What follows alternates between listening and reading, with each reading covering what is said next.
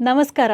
ಇತ್ತೀಚೆಗೆ ತುಂಬ ಕೇಳಿಬರ್ತಾ ಇರೋಂಥ ಪದ ಡಿಟಾಕ್ಸಿಫಿಕೇಷನ್. ಅದಕ್ಕೋಸ್ಕರ ಜ್ಯೂಸ್ ಕುಡಿಬೇಕು, ಯಾವುದೋ ರೆಸಾರ್ಟಿಗೆ ಹೋಗಬೇಕು, ಯಾವುದೋ ರಿಕ್ರಿಯೇಷನ್ ಮಾಡ್ಕೋಬೇಕು, ಅಥವಾ ಯಾವುದೋ ಒಂದು ಪ್ರಕೃತಿಯ ಮಡಿಲಿನಲ್ಲಿರುವಂಥ ಪ್ರದೇಶಕ್ಕೆ ಹೋಗಿ ಬರಬೇಕು, ಇಂಥದ್ದೆಲ್ಲ ಕೇಳ್ತಾ ಇರ್ತೀವಿ. ಈ ಡಿಟಾಕ್ಸಿಫಿಕೇಷನ್ ದೇಹಕ್ಕೆ ಮಾತ್ರ ಅಲ್ಲ, ಮನಸ್ಸಿಗೂ ಬೇಕು. ನಮ್ಮ ಮನಸ್ಸು ಎಷ್ಟು ಟಾಕ್ಸಿನ್ಗಳಿಂದ ತುಂಬಿಕೊಂಡಿದೆ, ಎಷ್ಟು ಬೇಡದೇ ಇರೋ ವಸ್ತುಗಳಿಂದ ತುಂಬಿಕೊಂಡಿದೆ ಅಂದರೆ ಅದರ ಪರಿಣಾಮವನ್ನು ನಾವು ದಿನನಿತ್ಯ ಕಾಣ್ತಾ ಇರ್ತೀವಿ. ನಮ್ಮ ಮನಸ್ಸಿನಲ್ಲಿ ತುಂಬ ಗೊಂದಲ, ಆತಂಕ, ಮಾನಸಿಕ ಸಮಸ್ಯೆಗಳು ತುಂಬ ಕಾಣಿಸ್ಕೊತಾ ಇದ್ದಾವೆ.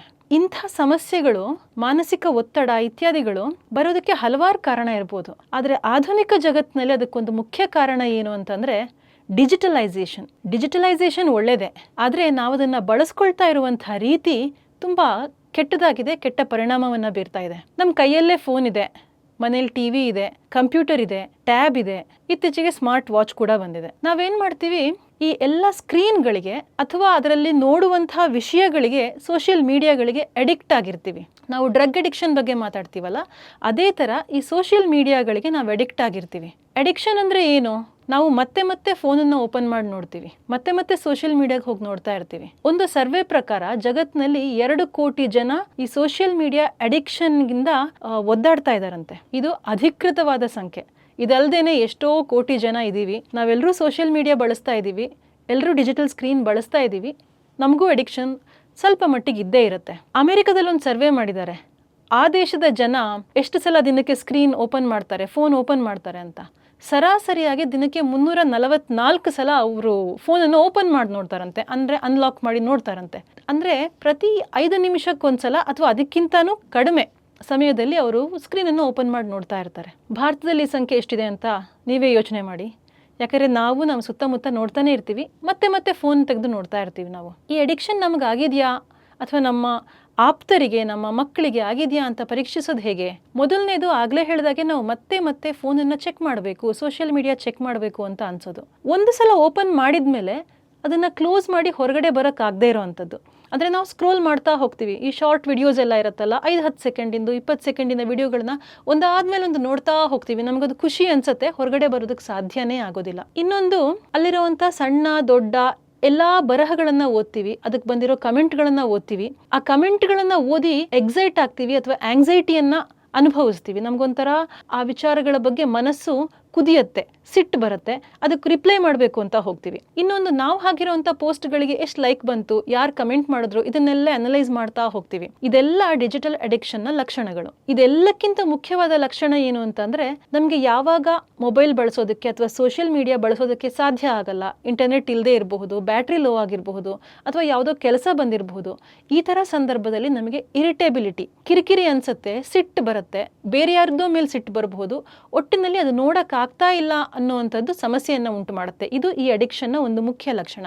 ಇದಲ್ದೇನೆ ಕಣ್ಣಿನ ಮೇಲೆ, ಮನಸ್ಸಿನ ಮೇಲೆ ಬೀರುವಂಥ ಪರಿಣಾಮಗಳು ಹೇಗೂ ಇದ್ದೇ ಇದೆ. ಇದಿಷ್ಟು ಲಕ್ಷಣ ಆಯಿತು. ಇದರ ಪರಿಣಾಮಗಳು ಎಷ್ಟು ಕೆಟ್ಟದಾಗಿದೆ ಅನ್ನೋದನ್ನ ನೋಡೋಣ. ಮೊದಲನೇದು, ಮೂಡ್ ಸ್ವಿಂಗ್ಸ್ ಇತ್ತೀಚೆಗೆ ತುಂಬ ಜಾಸ್ತಿ ಇದೆ, ಬೇರೆ ಕಾರಣಕ್ಕೆ. ಈ ಡಿಜಿಟಲ್ ಅಡಿಕ್ಷನ್ ಇದನ್ನ ಜಾಸ್ತಿ ಮಾಡುತ್ತೆ. ಸಿಟ್ಟು ಜಾಸ್ತಿ ಮಾಡುತ್ತೆ, ಬೇಜಾರು ಜಾಸ್ತಿ ಮಾಡುತ್ತೆ, ಲೋನ್ಲಿನೆಸ್ ಅಂದರೆ ಒಂಟಿತನವನ್ನು ಜಾಸ್ತಿ ಮಾಡುತ್ತೆ. ಈ ಲೋನ್ಲಿನೆಸ್ ಆತ್ಮಹತ್ಯೆಗೆ ಒಂದು ಮುಖ್ಯ ಕಾರಣ ಅನ್ನೋದನ್ನು ಕೂಡ ನಾವು ಮರಿಬಾರ್ದು. ಇದರಿಂದ ಆಗುವಂಥ ಬೇರೆ ಸಮಸ್ಯೆ ಏನು ಅಂದರೆ ಡಿಸ್ಟರ್ಬ್ಡ್ ಸ್ಲೀಪ್, ನಿದ್ದೆಯಲ್ಲಿ ತುಂಬ ಸಮಸ್ಯೆ ಉಂಟಾಗುತ್ತೆ.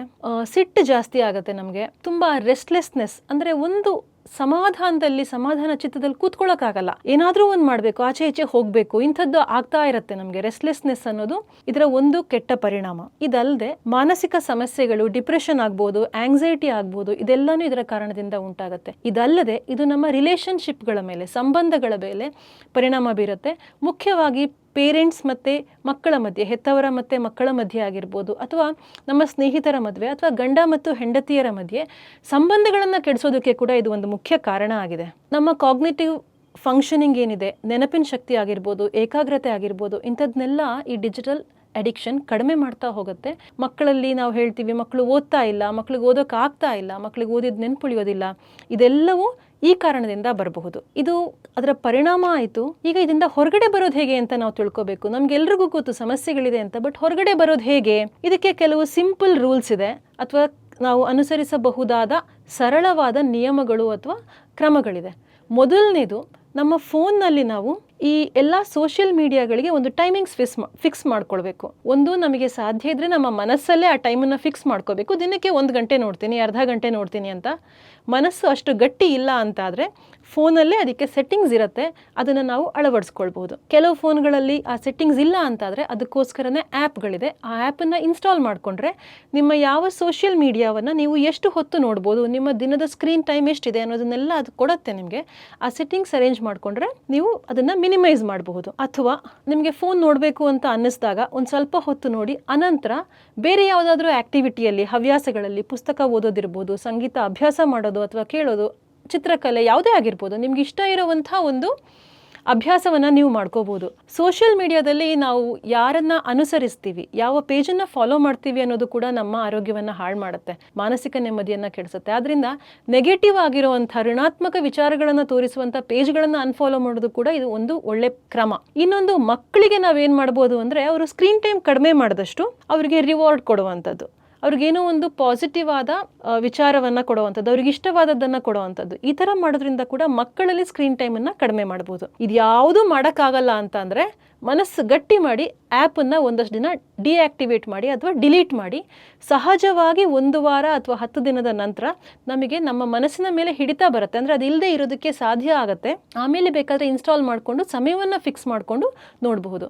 ಇದು ಯಾವುದೂ ಪರಿಣಾಮಕಾರಿ ಆಗ್ತಾ ಇಲ್ಲ ಅಂತಂದರೆ ಪ್ರೊಫೆಷನಲ್ ಹೆಲ್ಪ್ ಬೇಕಾಗುವಷ್ಟು ನಮ್ಮ ಡಿಜಿಟಲ್ ಅಡಿಕ್ಷನ್ ಆಗಿದೆ ಅಂತ ಅರ್ಥ. ಆವಾಗ ಕೌನ್ಸಿಲರ್ಗಳ ಸಹಾಯ ಪಡ್ಕೊಳ್ಬಹುದು. ಡಿಜಿಟಲ್ ಡಿಟಾಕ್ಸಿಫಿಕೇಷನ್ ಮಾಡ್ಕೊಂಡ ನಂತರ ಏನೆಲ್ಲ ಪ್ರಯೋಜನಗಳಾಗತ್ತೆ ನಮಗೆ? ಮೊದಲನೇದಾಗಿ ನಿದ್ದೆ ಚೆನ್ನಾಗಿ ಬರುತ್ತೆ, ಮನಸ್ಸಿನಲ್ಲಿ ಆಂಗ್ಸೈಟಿ ಅಥವಾ ಡಿಪ್ರೆಷನ್, ಗೊಂದಲಗಳು ಕಡಿಮೆ ಆಗುತ್ತೆ, ಇರಿಟೇಬಿಲಿಟಿ ಕಡಿಮೆ ಆಗುತ್ತೆ. ಮಕ್ಕಳಲ್ಲಿ ಅಥವಾ ನಮ್ಮಲ್ಲೇ ಆಗಿರ್ಬೋದು ಏಕಾಗ್ರತೆ ವೃದ್ಧಿ ಆಗುತ್ತೆ, ನೆನಪಿನ ಶಕ್ತಿ ಹೆಚ್ಚಾಗುತ್ತೆ, ಮತ್ತು ವಿಷಯವನ್ನು ಗ್ರಹಿಸುವಂಥ ಸಾಮರ್ಥ್ಯ ಕೂಡ ನಮಗೆ ಹೆಚ್ಚಾಗುತ್ತೆ. ಸ್ಕ್ರೀನ್ ಟೈಮ್ ಕಡಿಮೆ ಮಾಡೋದ್ರಿಂದ ಮಾನಸಿಕ ಒತ್ತಡ ಕಡಿಮೆ ಆಗುತ್ತೆ. ಅದ್ರ ಜೊತೆಗೆ ದೇಹಕ್ಕೆ ಸಂಬಂಧಪಟ್ಟ ಸಮಸ್ಯೆಗಳೇನಿದೆ ಅದು ಕೂಡ ಕಡಿಮೆ ಆಗುತ್ತೆ. ಬೆನ್ನು ನೋವಿರ್ಬೋದು, ತಲೆನೋವಿರ್ಬೋದು, ಮುಖ್ಯವಾಗಿ ಜೀರ್ಣಶಕ್ತಿ ಕೂಡ ವೃದ್ಧಿ ಆಗುತ್ತೆ ಈ ಒಂದು ಅಭ್ಯಾಸವನ್ನು ನಾವು ಒಳ್ಳೆಯ ಅಭ್ಯಾಸವನ್ನು ಮಾಡ್ಕೊಳ್ಳೋದ್ರಿಂದ. ಅದ್ರ ಜೊತೆಗೆ ನಮಗೆ ಸಮಯ ಹೆಚ್ಚು ಸಿಗುತ್ತೆ. ಆ ಸಮಯವನ್ನು ಒಳ್ಳೆ ಕೆಲಸದಲ್ಲಿ ಬಳಸ್ಕೊಳ್ಬಹುದು, ಇನ್ಯಾವುದೋ ಪ್ರೊಡಕ್ಟಿವ್ ಕೆಲಸವನ್ನು ನಾವು ಮಾಡ್ಕೋಬೋದು. ಇದರಿಂದ ಮನಸ್ಸಿಗೆ ತೃಪ್ತಿ ಸಿಗುತ್ತೆ, ಸಂತೋಷ ಸಿಗುತ್ತೆ. ನಾವು ಸಂತೋಷವಾಗಿದ್ದಷ್ಟು ನಮ್ಮ ಆರೋಗ್ಯ ವೃದ್ಧಿ ಆಗುತ್ತೆ, ನಮ್ಮ ಜೊತೆಗಿರೋರ ಆರೋಗ್ಯ ಕೂಡ ವೃದ್ಧಿ ಆಗುತ್ತೆ.